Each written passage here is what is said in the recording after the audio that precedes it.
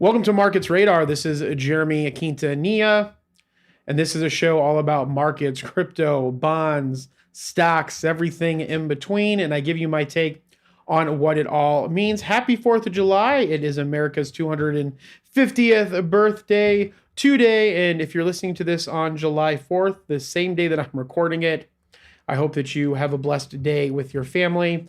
And remember that the American system or American government was an experiment that I think worked out pretty well. And I think that we have a lot of things that we need to do better. But I think that still how we have run our system and the democracy that takes place in it is still one of the best in the world. And if you are American, I think that you should be proud, but you should also fight to make it even better and the unjust things that certain people inside of the government are doing. And so with that, happy birthday, happy 4th of July. Follow me at Age of Jeremy, wherever you get your social medias. Join my Dope Insights and Updates channel on Instagram. Also watch some of my other shows every Friday at 3:30 p.m. Arizona time. I go live with Creator Trey on a show called Mercury. It's all about podcasting and pop culture news. You can follow that on YouTube at Mercury by Age of Radio. Also on the 3T Warrior Academy site, that's going to be changing to the Coach JV YouTube site. You can also watch me on the Wealth Transfer Podcast. That is a show that takes place on Fridays at about 12:15 Arizona time. We go live there as well. And then I have a plethora of episodes on Age of Jeremy, and you are listening to Markets Radar right now on Age of Jeremy. It will eventually be getting its own feed. But for right now, this is where I'm bringing you the markets. To kick us off today, let's talk about a little bit into this oil situation. There's a staggering turnaround in the global commodity sector. Less than 3 months ago, the world's main physical oil benchmark hit an all-time high, and senior industry executives were sounding the alarm that global inventories were reaching critically low levels. Fast forward to today, and we're facing the exact opposite scenario, a massive global oil glut. The catalyst for this dramatic shift in geopolitics, it's a recent peace deal between the U.S. and Iran that's unleashed a wave of supply, overwhelming demand from buyers everywhere. Back in mid-June, the U.S. and Iran signed a memorandum of understanding to reopen the Strait of Hormuz. This single diplomatic move released a flood of more than 60 million trapped barrels of oil that had been frozen in place since the war began. But it's not just those trapped barrels hitting the market. Major players like Saudi Arabia and the United Arab Emirates are now exporting at or near the levels they were shipping prior to the Iran war. They've managed this with the help of the U.S. military protection through the Strait of Hormuz, alongside alternative pipelines they've used to bypass the waterway entirely. Furthermore, Iranian oil, which had been subjected to heavy American sanctions for years, is suddenly free to purchase again following the issuance of U.S. sanction waivers. The impact on oil prices has been nothing short of historic. Brent crude futures have completely erased their wartime gains, tumbling 40% from their late April high. Right now, the physical oil market is flashing signs of weakness, more extreme than anything that we've seen since the catastrophic demand collapse during the COVID pandemics. We are seeing a market structure known as contango across the main future benchmarks in the US, Europe, and Asia. For our listeners, a contango pattern means that future prices are higher than spot prices, a structure that actively incentivizes traders to cut barrels into storage tanks because immediate supply is so heavily outstripping demand. Now, this surplus is highly visible, not just as Wall Street trading screens, but on super tankers plowing the world oceans. Because China, which helped stabilize the wartime market by drastically reducing its purchases, remains largely on the sidelines, we are starting to see some bizarre trade routes. Chinese imports are down by roughly 5 million barrels a day compared to pre-war levels, and buyers remain conspicuously absent. Because of this missing demand, UAE oil is traveling as far as Hawaii. Meanwhile, one vessel loaded with Venezuelan crude sailed over 10,000 miles to the coast of India, only to sit idle for more than 2 weeks without finding a buyer. Grades of oil that Chinese refineries typically buy have collapsed to historic lows. The physical price of Oman crude has sunk to a $4 discount to the Dubai benchmark, the biggest gap since 2020. In an even more extreme example of this, a cargo of the Republic of the Congo's Jindo crude hasn't been able to sell despite being offered a record-breaking $14 discount to Brent. Now, when we think about this, with millions of trapped barrels flooding the market, ongoing releases from the U.S. Strategic Petroleum Reserves, and Chinese buyers still missing in action, what comes next? What are the key factors that could actually stabilize this market and absorb this massive surplus? Well, that's a critical question right now. And what comes next will really depend on three main factors. First, can this shaky piece still actually stick? As we have seen, Donald Trump goes back and forth on freaking everything. The initial rush of oil from the Strait of Hormuz is technically a one-off boost to supply. And while Gulf production is rising rapidly, it was still 28% below February levels in June. The second thing we need to look at is how will the OPEC Plus group react? So Jorge Leon at Rastad Energy points out that as flows normalize and inventories rebuild, OPEC Plus will have to shift from adding barrels back into the market to actively defending it. The tough question for them won't be how much they can produce, but who is actually willing to cut production to protect prices and prevent a fight for market share. Finally, the third factor is China. Analysts believe that we might be close to the bottom, and the prospect of sharply lower prices could soon tempt Chinese refineries back to the market. We are already seeing Iranian oil struggling to sell, and crude from the UAE and Iraq is currently pricing even cheaper than Iranian oil in China. And the fact that emergency releases from the U.S. Strategic Petroleum Reserve, which injected 400 million barrels into the market, are set to slow to a near halt next month. Governments will likely look to rapidly rebuild those stockpiles, which will inject much needed demand into the system and help absorb the current glut. While the crude market is drowning in supply, it's worth noting that oil products are actually painting a slightly different picture. Benchmark diesel futures in Europe are looking stronger than crude, costing around $50 a barrel more due to concerns over a sharp drop in Russian shipments last month. The gasoline market is also under pressure, with U.S. stockpiles sitting well below seasonal norms because refineries have spent recent months prioritizing jet fuel production. Ultimately, for the global economy, this dynamic switch from famine to feast means that our biggest fear in oil-led inflation spike driven by a massive supply disruption is all but vanquished. The market has spent months learning how to function without this oil, and now it has to figure out what to do with a sudden tidal wave of it. And so what does this mean for your portfolios as it relates to oil? The first thing to note is this supply shock is 100% temporary. So the sudden flood of oil from the Strait of Hormuz is considered a one-off boost to supply, and overall Gulf production in June was still 28% below pre-war levels. So while the overall oil market looks a little bit bearish, this is probably an opportunity if you want to get into the oil sector or into this sector to keep watching it closely so that you could start buying in essentially on the way down. The other thing is that there's a shift in government stockpiling. So there's record-breaking emergency releases from the U.S. Strategic Petroleum Reserve, and those are expected to slow to a near halt next month, which again would start pushing the cost per barrel up after that specifically ends. Analysts anticipate that governments will soon need to rapidly rebuild these stockpiles, which, like I said, would inject much needed demand into the market and help absorb the surplus. So while they're down right now, and this is looking bearish, if you're paying attention, you can start buying up companies that are in this sector that will start to do really, really well as things start to rebound. Okay. There's also a bargain hunting potential. Humayun Falakashari, I'm sorry, I'm pronouncing his name wrong probably, is a senior analyst at Kepler Ltd. He notes that the sharply discounted prices of Middle Eastern crude might soon tempt Chinese refineries to start buying again. And then again, he thinks that we're close to this bottom. So again, it's a bearish sentiment right now, but traditionally when it's bearish and you're getting close to a bottom, you want to buy in on the way down so that you're in a good position for on the way up, and then you can exit and make profits. We'll be right back.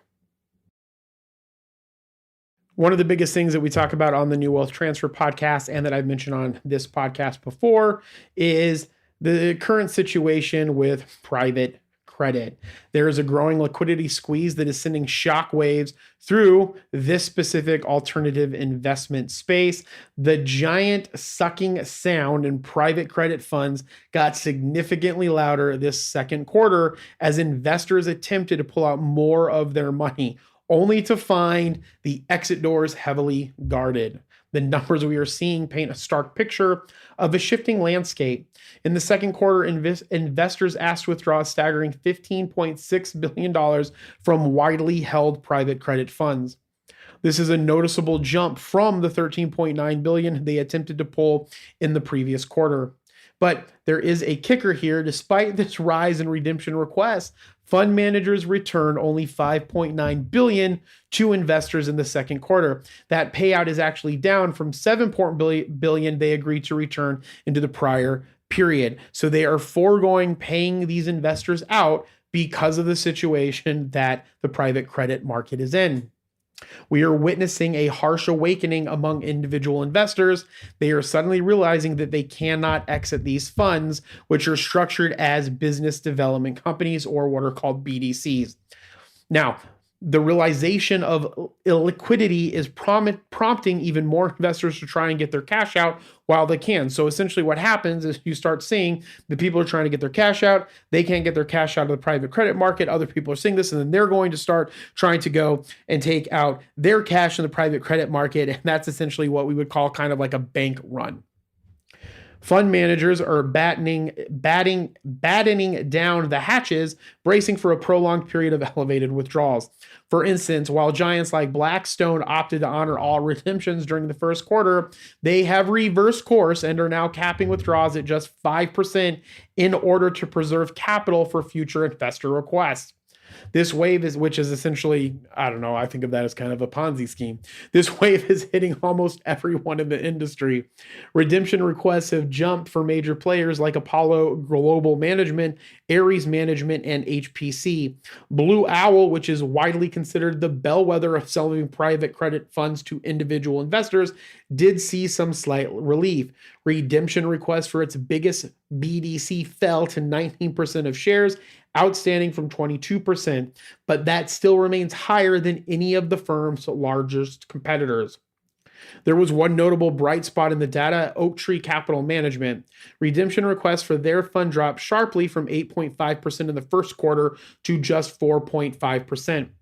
According to research from Raymond James, this Oaktree fund was one of the very few BDCs to report both a rising net asset value and zero non-performing loans. While the acceleration of money trying to leave these BDCs is concerning for investors, the slowdown of money going into the funds appears even worse. What does this collapse in new fundraising mean for the broader economy, and who is most at risk if this trend continues? The outflows are really bad here, but the sheer lack of inflows is also alarming. In May, new fundraising for the entire private credit industry plummeted to just about $500 million. To put this into perspective, that is the smallest inflow in the last 18 months, representing a massive 75% drop from what were already depressed levels back in January.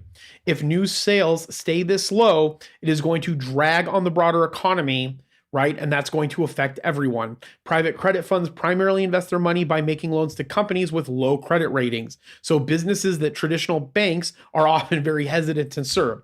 If these funds cannot raise new money to replace the capital being withdrawn, their capacity to keep lending will be severely hampered. The fallout from this is twofold. First, It would restrict investment and expansion opportunities for stronghold borrowers who rely on this capital, which then could in turn affect the overall economy and the money that's going into the economy.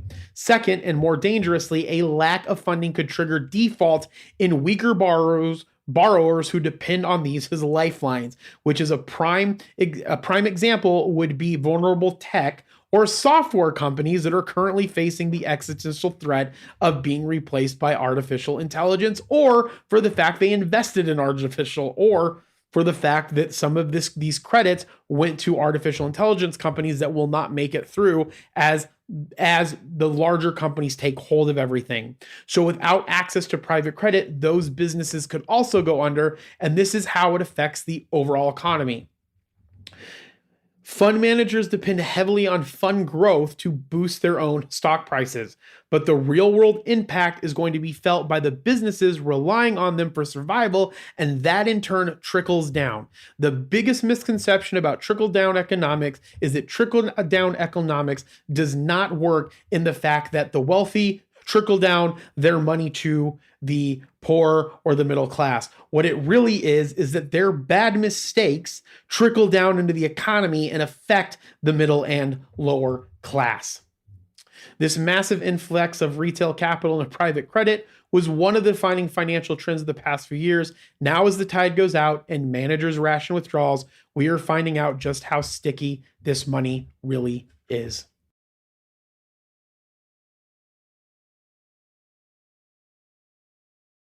Heading over to Deutschland and cryptocurrency markets, we're going to talk a little bit about a remarkable financial and cultural shift taking place in Europe's largest economy, Deutschland, or Germany. Hopefully I said Deutschland right. The cryptocurrency market in Germany is on the verge of gaining massive momentum, as millions of citizens will soon be able to trade virtual currencies directly through, are you ready for this? Their everyday local banks.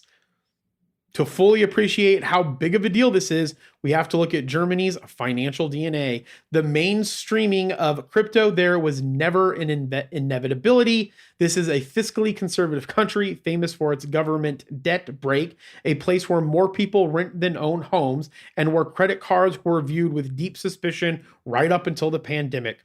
Crypto is notoriously volatile, which is exactly why German savings banks completely rejected the idea of offering a retail trading platform just 4 years ago, citing incalculable risks. But in the face of rising customer demand, those same conservative institutions have done a complete about face.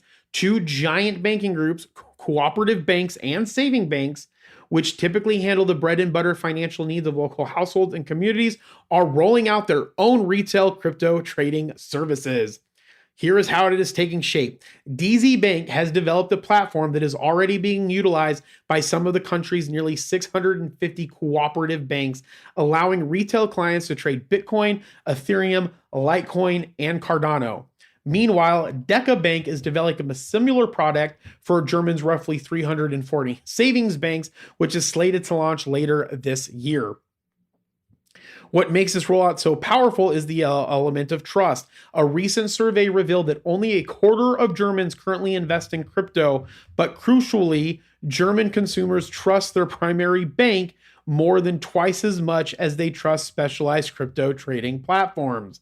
So the more that regulation comes into the space and the more that it goes into banks, despite my cyberpunk and anarchist and anti-government rhetoric, that is going to drive more and more people into cryptocurrency, and that cryptocurrency is going to increase in value. By offering trading in a familiar banking environment, it gives the entire asset class a massive boost in credibility, which is what we are currently waiting for here in the United States. For the banks, this isn't just about pioneering new technology, it's about pure survival.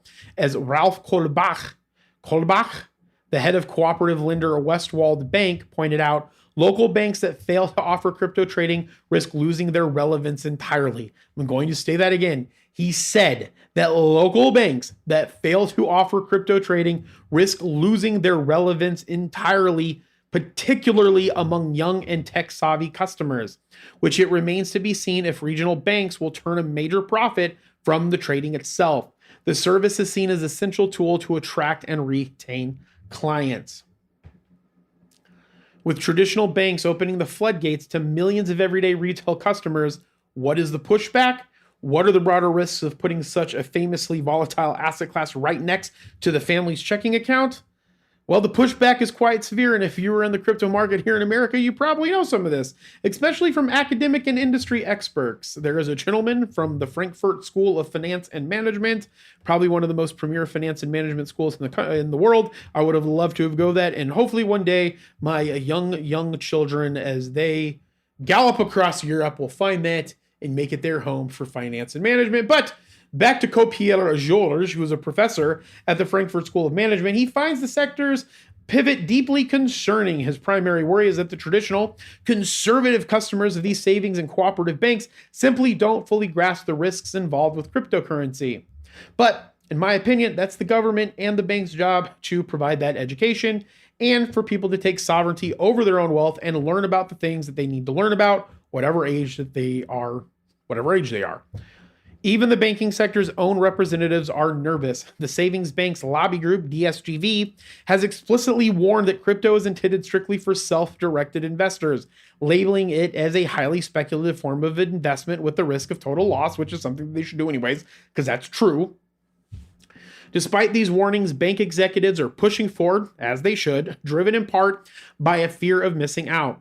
Figures like Klaus Reder, a broad member of a cooperative bank in Würzburg, believe crypto will soon become a completely normal asset class, sitting right alongside traditional stocks and bonds, and that's what I believe. Ultimately, the banks are taking a hands-off approach to the danger. As one executive noted, life's risk cannot be fully insured, and they are leaving it up to the customers to decide for themselves. It is a fascinating dynamic. You have tens of millions of traditional banking customers who are about to be just a few clicks away from trading Bitcoin and Ethereum, and I wish that we could get that here, even more so in the United States. As consultants in the financial sector have noted, the sheer scale of this rollout means that cryptocurrencies in Germany are officially no longer a niche topic, and again, I'm wishing for that in the United States. Speaking of cryptocurrency, Markets Radar is brought to you by Merlin, the smartest way to track your crypto. Track smarter, plan your profit, track your entire crypto portfolio, build entry and exit strategies, and receive real-time alerts all in one powerful dashboard.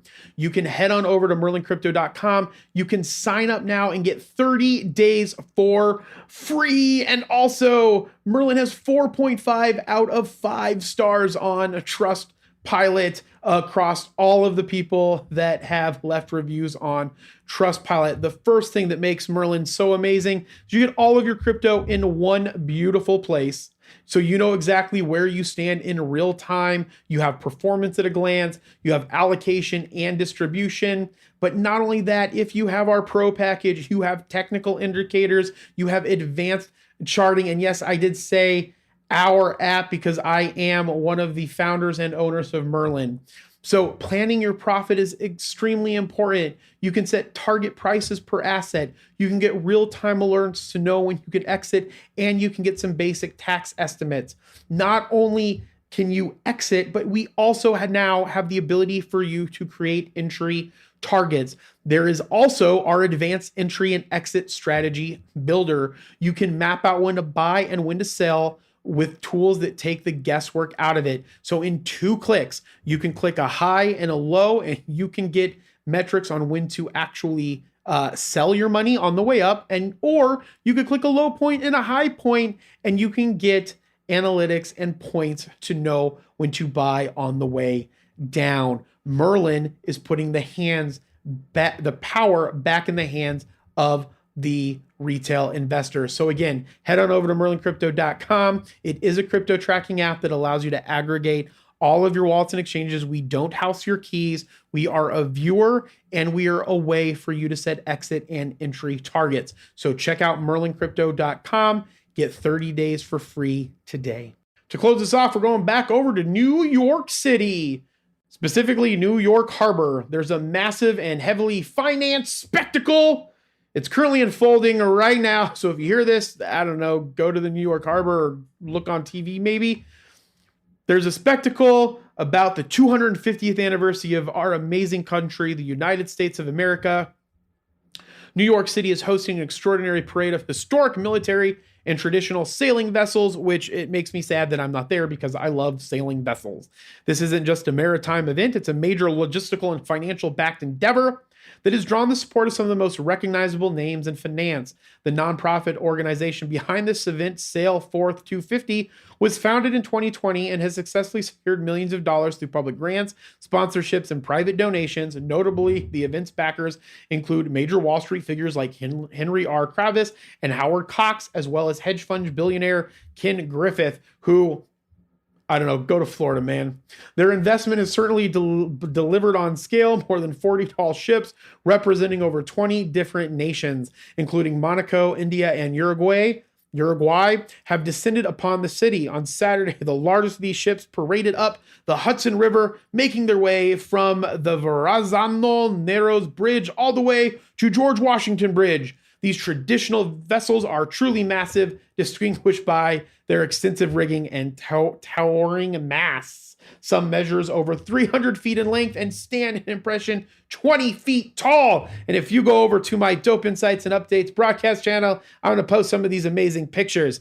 The United States contributed 3 tall ships of its own to the fleet, featuring the U.S. Coast Guard's Cutter Eagle, a 295-foot barque with 3 masts. I don't know the words very well, apparently, on ships that have been actively used to train to cadets since 1946.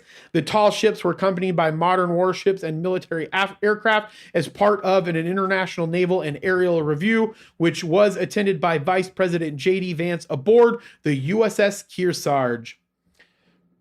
For many involved, the event is deeply personal and nostalgic. It would have been very nostalgic for me because I love America. I'm actually very happy to be an American and what America stands for, and I wish that we could get this dictator out of office. Scott Frantz, a former state senator from Connecticut and a member of the Senior Advisory Council for Sail Forth 250, participated in a parade of smaller Class B ships on July 3rd while at the helm of the 72-foot ketch Ticonderoga. It was a full circle moment for Frantz. He attended the 1976 U.S. Bicentennial Ship Parade as a child with his family. That's awesome. Where he first saw the Ticonderoga sail. It remained his favorite ship, and he eventually purchased it in 1993 for $875,000. Describing the atmosphere on the water, Frantz noted that the excitement was palpable, with millions of patriotic people lining the shorelines, blowing horns and waving and screaming. So happy birthday, America. Happy 250th. I wish you 250 good more. Also remember, we didn't come over here from Britain and have the Revolutionary War to bow down or to bend over for kings and dictators. So everyone out there, please remember that and have a great 4th of July. As I always say, be thankful, grateful, and kind. We'll talk with you soon. Bye.